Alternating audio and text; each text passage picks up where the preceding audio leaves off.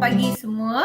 Hari ini saya nak memperkenalkan cara menggunakan dice daripada Magic Box dan saya adalah Cikgu Hemarani. Jom kita masuk slide seterusnya. Okey, bila kita buka kita akan nampak paparan putih. So, kita kena pergi klik dekat Magic Box. Okay, and then kita kena pergi yang ada tools ni. Kita klik kat sini and then kita pergi tekan dice. Kat sini ada banyak features, cikgu pilih mana yang bersesuaian. So saya berminat dengan dice, kita klik tarik kat luar.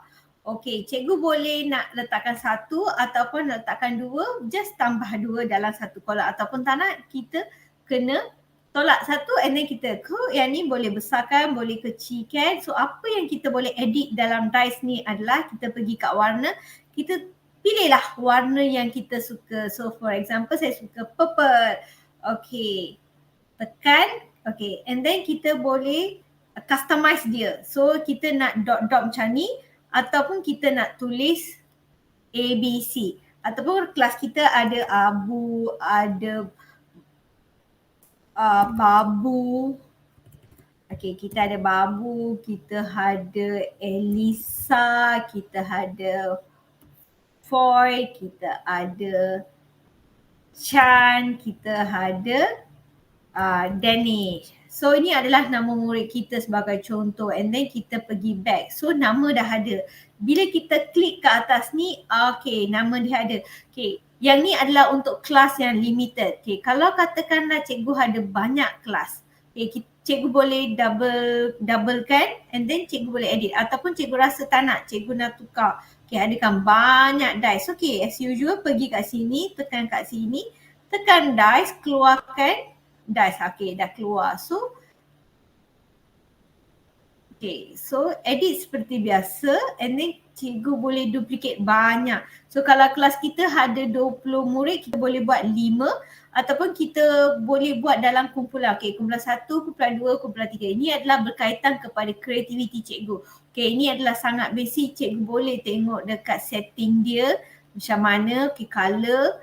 Okay, yang ni, okay, cikgu nak pudarkan background dia atau nak adakan background. So ini bergantung kepada kreativiti cikgu kalau cikgu nak adakan background kat belakang. So hari ni kita nak fokuskan kepada dice. Okay, macam mana kita nak boleh gunakan dice dengan cara yang menarik dan simple. Okay, so yang ni adalah soalan sejarah.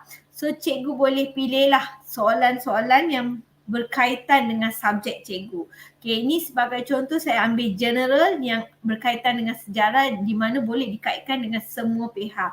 Okay, kita boleh letak soalan 1, 2, 3, 4, 5 sampai 6. Okay, and then lepas kita panggil nama murid, okay, minta dia klik. Okay, katakan kita panggil Ali. Kita datang ke depan. Okay, Ali, okay, main dice, klik. Okay, dia klik. Okay, dia dapat soalan nombor 3. Okay, siapakah yang menubuhkan? Okay, siapakah yang menubuhkan akhbar utusan Malaysia? Okay, bagaimana dia boleh mencari jawapan ataupun kita bagi blended learning terlebih dahulu ataupun kita gunakan elemen yang sedia ada kat sini. Okay, kita cari, minta dia cari secara online. Okay. So bila dia dah pergi kat Google, okay, dia hang. Okay, bila dia dah pergi kat Google, so kita boleh ajar dia macam mana nak cari, okay, dia boleh type. Okay, ataupun dia boleh copy paste. Okay.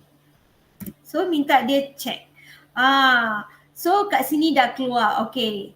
Pada tahun 1967, DYMN Sri Paduka Baginda Yang di-Pertuan Agong telah mengisytiharkan bahasa Melayu sebagai bahasa rasmi negara yang tunggal. So inilah jawapan dia. So bila dia dapat jawab, okay, kita bagikan tepukan ataupun kita ucapkan tahniah. So ini bukan betul atau salah, tetapi bagaimana kita mengajar sambil mengintegrasikan penggunaan teknologi dalam pendidikan. So bila murid buat begini, dia buat learning by doing. Bila berlaku benda ni, mereka akan cepat ingat. So ia akan meningkatkan motivasi bahawa dia berjaya mencari jawapan dalam Google, walaupun dia kategorikan macam meniru, tetapi tidak, ia menggalakkan murid itu menjawab dengan penuh yakin. Dan bila berikan peluang kepada murid lain akan anggap, oh soalan sejarah tak susah sebab kita boleh cari online. So ini akan menggalakkan murid ramai terlibat aktif berebut-rebut untuk datang ke depan untuk menjawab soalan, dan ia tidak menakutkan murid, padahal dia akan meningkatkan berebut-rebut datang ke depan mencari jawapan di mana kita berjaya mengintegrasikan penggunaan teknologi dalam PDP. Then kalau dah habis, okay, kita dah boleh tutup. So dia akan berulang sampai soalan nombor 6, ataupun kita ada ramai murid, 30 hingga 35 murid dalam satu kelas. So cikgu boleh jadikan perkumpulan. So daripada kumpulan boleh melantik seorang ketua. Okey, ada 6 kumpulan, 6 darab 5, 30 murid. So kita boleh letakkan dalam dice kumpulan 1, 2, 3, 4, 5. Okey, bila kita bagikan task, okey, kumpulan 1 ada 6 set, kumpulan 2 ada 6 set. Bila dia klik, dia akan keluar. So bila mereka datang ke depan, mereka tak takut sebab mereka menggunakan Google untuk mencari jawapan. Ini akan menjadikan murid lebih seronok. Okey, dan salah satu cara adalah kita gunakan flip card. Tetapi bila saya katakan saya nak fokuskan kepada dice, tetapi kita boleh mempelbagaikan. So bonusnya saya nak memperkenalkan juga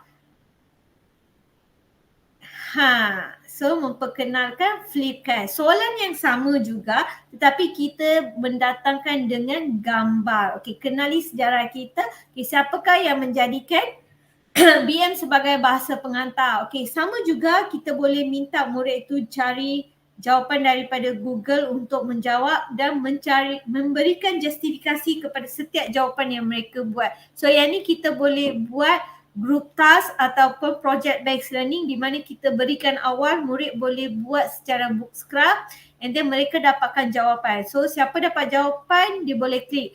Okey, jawapan adalah DYM Sri Paduka Baginda yang di Pertuan Agong 1967. Okey, ini adalah Agong kita yang memperkenalkan bahasa Melayu. So kita juga boleh letakkan link-link kat sini supaya kita memberikan akses yang tambahan kepada murid supaya mereka dapat explore penggunaan teknologi dengan cekap dan cepat untuk mendapatkan jawapan. Ini bukan untuk kita memberikan laluan cepat kepada murid, namun ia akan membantu murid kita untuk menyelesaikan masalah dalam masa yang singkat dan memberikan jawapan, dan ia akan memberikan rangsangan dan motivasi kepada murid-murid lain untuk terus menjawab dengan tenang dan menjadikan mata pelajaran sejarah tu sangat menyeronokkan.